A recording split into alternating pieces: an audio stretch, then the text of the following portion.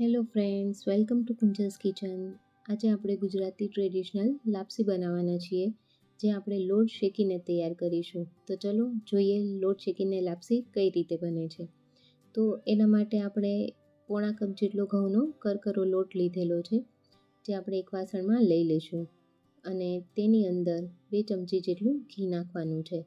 તો લાપસીમાં આપણે total 5 cup જેટલું ઘીનો યુઝ કરવાના છીએ, તો એમાંથી જ આપણે 2 ચમચી જેટલું ઘી અત્યારે યુઝ કરીએ છીએ. તો ઘી અને લોટ વ્યવસ્થિત રીતે મિક્સ કરી લેવાનો છે અને આપણે જે રીતે લોટમાં મોણ આપતા હોય એ રીતે જ ઘી અને લોટને મિક્સ કરી લેશું. એકવાર સરસ મિક્સ થઈ ગયા પછી આપણે ગેસની ફ્લેમ ઓન કરીશું અને મીડિયમ ટુ હાઈ ફ્લેમ પર આપણે ફ્લેમ રાખવાની છે અને પછી લોટને ધીમે ધીમે શેકી લેવાનો છે. તો લોટમાંથી સરસ સુગંધ આવે અને લોટ થોડો શેકાઈ જાય, જેનો કલર ચેન્જ થઈ જાય અને ગુલાબી કલરનો થઈ જાય ત્યાં સુધી આપણે લોટને શેકી લેવાનો છે. હવે લોટ શેકાઈ ગયા પછી આપણે તેને એક અલગ વાસણમાં કાઢી લઈશું. હવે સેમ પેનમાં અડધા કપ જેટલું પાણી લેવાનું છે અને તેની અંદર અડધી ચમચી જેટલી આપણે વરિયાળી એડ કરવાના છીએ. તો લાપસીમાં વરિયાળીનો ટેસ્ટ બહુ સરસ આવે છે, તો એ જરૂરથી એડ કરજો. હવે પાણી ઉકળી ગયા પછી તેની અંદર આપણો શેકેલો લોટ એડ કરી દઈશું અને લોટને આ રીતે થોડો છૂટો કરી લેવાનો છે. તો લોટને એકદમથી મિક્સ નથી કરવાનો, આ રીતે હળવા હાથે આપણે મિક્સ કરતા જઈશું અને છૂટો પણ કરતા જઈશું. જો તમને ચમચાના મદદથી લોટ મિક્સ કરતા ના ફાવે તો તમે વેલણનો પણ યુઝ કરી શકો છો. તો એકવાર આપણો લોટ મિક્સ થઈ જાય એ પછી આપણે એને ઢાંકીને થોડો રેસ્ટ આપવાનો છે. તો લોટને 10થી 15 મિનિટ જેવું ઢાંકીને આપણે સાઈડ પર પછી મૂકી દઈશું. તો આપણો લોટ તૈયાર થઈ ગયો છે. હવે એને આપણે રેસ્ટ આપી દઈશું. હવે લોટ તૈયાર થઈ ગયા પછી આપણે ગોળ અને ઘીનો પાયો તૈયાર કરવાનો છે.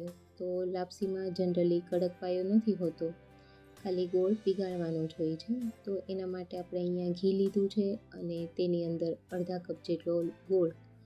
તો ગોળને આપણે આ રીતે કાપીને લીધેલો છે. જો તમારી પાસે આ રીતનો ગોળ ના હોય તો તમે ગોળને છીણીને પણ લઈ શકો છો. હવે ગોળને થોડો આ રીતે ભાંગતો જવાનો છે અને મિક્સ કરતું જવાનું છે. તો આ પાયો આપણે કડક નથી કરવાનો, પણ ગોળ થોડો પીગળી જાય અને ફૂલીને ઉપર આવે એટલો થાય ત્યાં સુધીનો આપણે તૈયાર કરવાનો છે. તો ગેસની ફ્લેમ એકદમ ધીમી રાખીશું. જો એકવાર ગોળનો પાયો કડક થઈ ગયો તો એ પછી લાપસી તમારી બરાબર નહીં બને.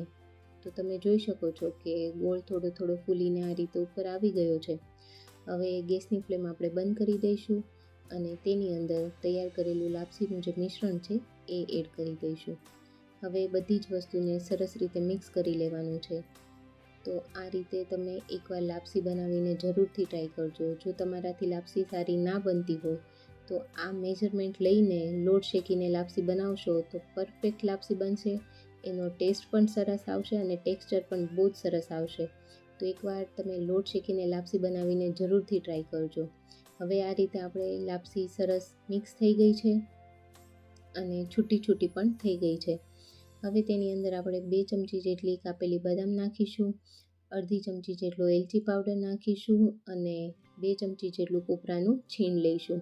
તો અત્યારે મેં તૈયાર કોપરાનું છીણ એડ કરેલું છે. તમારી પાસે આ ના હોય તો તમે કોપરું છીણીને પણ એડ કરી શકો છો. તો આ રીતે હવે બધી જ વસ્તુ સરસ મિક્સ કરી લઈશું અને પછી લાપસીને આપણે ઢાંકીને 10થી 15 મિનિટ જેવો રેસ્ટ આપીશું. જો આ રીતે તમે લાપસીને રેસ્ટ આપશો ને તો લાપસીનું ટેક્સચર એકદમ સરસ ચેન્જ થઈ જશે અને લાપસી એકદમ છૂટી બનીને તૈયાર થશે. તો ફ્રેન્ડ્સ, તમને આ શેકેલા લોટની લાપસી કેવી લાગી એ મને તમે કમેન્ટ સેક્શનમાં જરૂરથી જણાવજો. સાથે મારા વિડીયોને લાઈક અને ફ્રેન્ડ્સ અને ફેમિલીમાં શેર કરજો. તો ફરી મળીશું આપણે એક નવી રેસીપી સાથે. Thank you.